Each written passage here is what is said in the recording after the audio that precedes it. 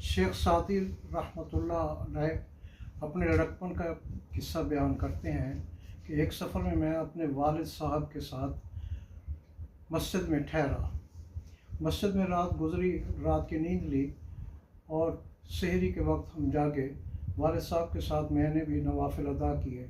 ऐसे में चंद और लोग भी नवाफिल पढ़ रहे थे, लेकिन ज़्यादातर लोग गाफिल थे, गफलत में थे। तो मैंने वालिद साहब से बात की, उन गाफिल लोगों की तरफ इशारा करके कि देखें, ये अच्छा होता कि ये लोग भी उठ के नवाफिल अदा कर लेते। तो वालिद साहब ने बरजस्ता कहा, ऐ काश कि इससे ज़्यादा अच्छा होता कि आप सो रहे होते और आप इस बदगुमानी के गुनाह से बच जाते।